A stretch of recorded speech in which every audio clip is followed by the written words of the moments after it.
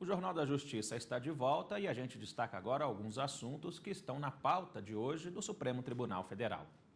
E dia de sessão plenária, nós recebemos aqui no estúdio a consultora jurídica da TV Justiça, doutora Gisele Reis. Doutora, boa tarde, obrigado pela participação com a gente. Eu começo destacando uma ação penal 465, que é contra o ex-presidente e hoje senador Fernando Collor de Mello. O que fundamentou a abertura de uma ação penal contra o ex-presidente, doutora? A informação que nós temos em relação a essa ação penal diz respeito ao desvio de dinheiro público decorrentes de contratos de publicidade realizados entre os anos de 1991 e 1992. Com a diplomação do atual senador Fernando Collor, esse processo veio para o Supremo Tribunal Federal, ele não se iniciou aqui, mas em relação ao Fernando Collor, ele teve que ser transferido, porque, em razão dele ser parlamentar, ele tem essa prerrogativa de ser julgado pelo Supremo Tribunal Federal. Então, esses fatos aconteceram na época, no início da década de 90, e trazem relação direta com essa questão desses contratos de publicidade. Parece que teria, de acordo com a acusação, fraude em contratos de licitação envolvendo empresas de publicidade. O processo agora ele está já na pauta de julgamentos, é um dos primeiros itens da pauta. Os ministros devem decidir, então, se há elementos que fundamentem uma condenação do atual senador. Esses supostos crimes, segundo o Ministério Público, teriam acontecido entre 91 e 92, antes do impeachment do ex-presidente. Doutora Gisele, os ministros também devem analisar hoje um habeas corpus pedindo a suspensão da pena de um militar condenado por deserção. O soldado do Exército contesta a decisão do Superior Tribunal Militar que negou a suspensão da pena de 4 meses de detenção no regime aberto.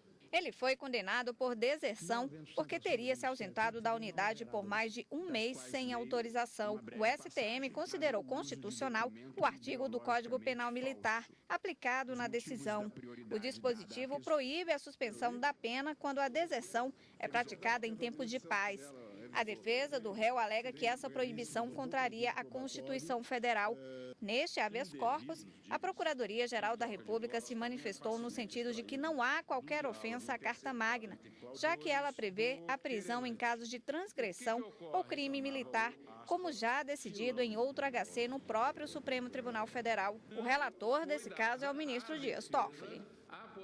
Bom, doutora Gisele, quais são as condições que podem ser impostas aí nestes casos? Quando se tem a suspensão da pena, ao invés de se aplicar a pena privativa de liberdade, se impõe determinadas condições e aí por um período de prova, aquela pessoa que foi condenada, ela não se vê então obrigada a iniciar a execução de uma pena privativa de liberdade e ele poderá, por exemplo, prestar serviços à comunidade, doar cestas básicas. Então, dentro dessas situações, existe a possibilidade, tanto no Código Penal quanto no Código Penal Militar, de se estabelecer, então, ao invés da aplicação da pena privativa de liberdade, certas condições. E uma vez cumpridas essas condições, ele então não teria que efetivamente cumprir a pena privativa de liberdade. Então, a gente poderia colocar como, por exemplo, não se ausentar da comarca ou não mudar de residência sem prévia comunicação do juízo e prestar serviço à comunidade ou doar cestas básicas, enfim, penas restritivas de direito que não importariam numa restrição da liberdade. Doutora Gisele, quando há o cumprimento de todas essas condições, o que acontece? Acontece a extinção da pena. Essa pena não pode mais ser executada. Então, quando nós temos a previsão desses institutos no Código Penal Militar e também no Código Penal, a ressalva que se faz no Código Penal Militar é em relação a alguns tipos de delitos, como no caso do crime de deserção. Mas o que se discute agora no Supremo é exatamente essa possibilidade. Olha, esse instituto, esse benefício, vale ou não nas hipóteses de crime militar, especificamente no caso da deserção. Recentemente, o Supremo Tribunal Federal acabou concedendo o habeas corpus a um militar, mas o plenário acabou ficando empatado e essa decisão foi tomada em razão de uma previsão prevista no regimento interno, no sentido de que deve ser aplicada quando há empate nos casos de habeas corpus a decisão que melhor beneficiar. O Supremo deve se posicionar sobre isso na sessão de hoje. Tá certo, doutora Gisele, também está na pauta da sessão do Supremo Tribunal Federal um recurso discutindo os efeitos dos acordos celebrados nos juizados especiais criminais. Os ministros reconheceram a repercussão geral do assunto porque tem influência direta e imediata na sociedade. O recurso que será analisado envolve o caso de um homem que, para não ser processado pela prática ilícita do jogo do bicho, aceitou fazer um acordo com o Ministério Público. Ele pagaria 5 cestas básicas de alimentos ou medicamentos e, após cumprir todas as condições do acordo, solicitou a devolução da motocicleta que havia sido apreendida. O pedido foi negado em primeira e segunda instâncias. Para a Justiça do Paraná, a moto foi obtida por meios ilícitos e, por isso, foi determinada a perda do veículo. Já a defesa do homem alega que a tomada do bem teria ofendido o direito à propriedade, porque não foi garantido o devido processo legal. A defesa dele também alega no Supremo Tribunal Federal violação a vários dispositivos constitucionais, entre eles de que ninguém será considerado culpado até transitado em julgado em sentença penal condenatória, e não há crime nem pena que não sejam definidos em lei. De acordo com a defesa, por não ter havido ação penal, ele não poderia sofrer punição e ainda deveria ter levado em conta a presunção de inocência prevista na Constituição Federal. Além disso, os advogados afirmaram que as provas do processo comprovam que a motocicleta apreendida foi adquirida para exercer trabalho honesto e garantir o sustento dele e de sua família. Os ministros devem analisar se a decisão que homologa o acordo no âmbito dos juizados especiais criminais tem natureza condenatória. O relator do caso é o ministro Teori Zavascki. Doutora Gisele, os juizados especiais criminais têm competência para julgar que tipo de crime? Somente aqueles considerados de menor potencial ofensivo.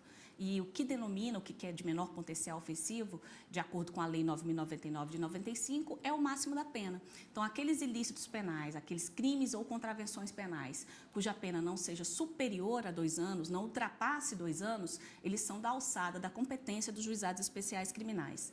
E aí, nessas situações, eles podem, então, ser encaminhados, até o tratamento, na verdade, que se dá perante a autoridade policial, quando chega a notícia de um ilícito de menor potencial ofensivo, ele é diferenciado.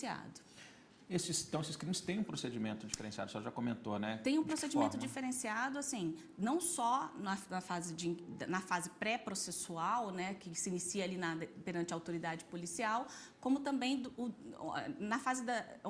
perante as varas dos juizados especiais criminais. No âmbito, por exemplo, das delegacias de polícia, não se tem a instauração de um inquérito policial, por exemplo. Se tem só, quando a notícia chega perante a autoridade policial, faz o que se chama de termo circunstanciado, e isso é encaminhado para o judiciário. Quando chega no judiciário, Fred, existem também situações em que, dependendo de determinadas condições, é possível que se faça um acordo com o Ministério Público nas ações penais públicas para que aquilo não se transforme numa ação penal. Então, é possível que sejam colocadas determinadas condições, uma vez aceitas pelo suposto autor do fato, ele se vê livre de um processo criminal. Então, esse processo criminal, se forem aceitas essas condições, ele sequer é instaurado. Seria um tipo de conciliação? É o que se chama de transação penal. Acontece quando o Ministério Público verifica que o suposto autor do fato, que ele não pode ser chamado ainda de acusado, ele é primário, tem bons antecedentes, nunca usou um benefício dessa natureza pelo prazo de 5 anos, porque a lei estabelece que o cidadão só pode utilizar esse benefício previsto na Lei 9.099 a cada 5 anos.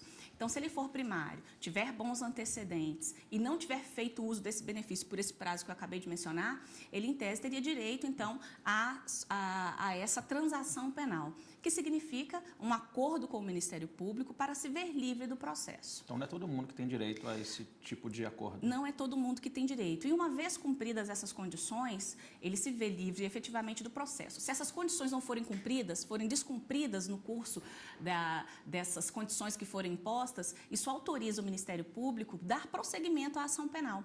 Então, uma vez descumpridas, o que o Ministério Público vai verificar? Se é o caso de oferecimento da denúncia, a partir daí o juiz também vai verificar se é o caso de recebimento da denúncia, podendo ou não instaurar uma ação penal.